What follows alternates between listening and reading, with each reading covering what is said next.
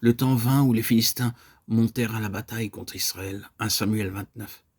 David vit là une occasion de se venger de Saül. Aussi décida-t-il de se joindre aussi aux Philistins, disant lui-même, « Il est mon ennemi.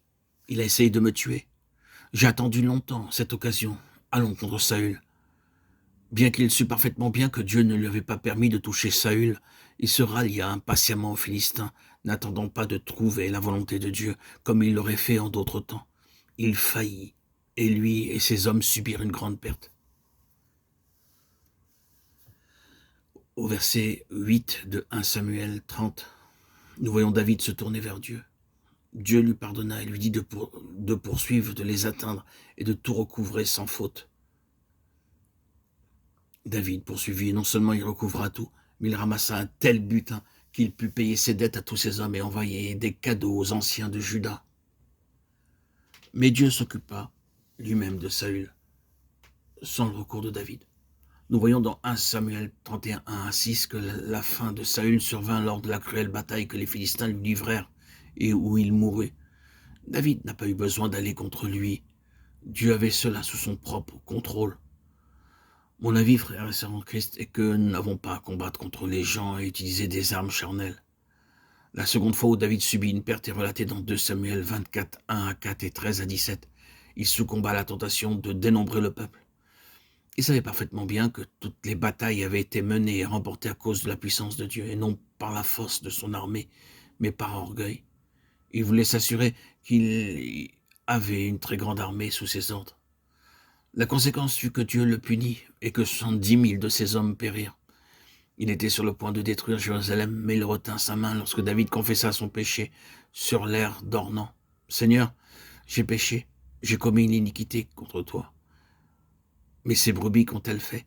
Que ta main, je te prie, soit contre moi. » Alors Dieu lui pardonna, et ce même lieu devint l'endroit où Dieu allait construire son temple. Ici, beaucoup ont péché de la même manière. Ils prétendent, nous devons avoir plus d'argent, plus de puissance, plus d'hommes, plus de connaissances. De cette façon, ils ont changé le plan de Dieu, mais ne peuvent pas battre l'ennemi avec les forces et les ressources humaines. Dans 2 Samuel 11, 1, nous voyons que David devint un meurtrier parce qu'il n'avait pas obéi à la parole de Dieu et fait son devoir. Ce fut la troisième perte de David. David demeura à Jérusalem, fut tenté et commis un adultère et devint trompeur par la suite. Il se repentit sincèrement, mais Dieu dut l'humilier. Pour le rendre humble, Dieu a permis ces tentations, même dans la vie de David. Dans le travail de Dieu, nous devons être extrêmement humbles et brisés. Ainsi, toutes les fois que nous passons par un temps d'épreuve, souvenons-nous que c'est ainsi que Dieu peut faire de nous d'humbles vases. Dans 1 Chronique 13, 1 à 11, nous voyons Dieu s'occuper de David pour la 4e fois. David avait appris que l'arche de Dieu devait être transportée sur les épaules des Lévites et non pas sur un char. Là encore, dans sa sagesse humaine, il ignora l'ordre divin, ce qui enflamma la colère de Dieu.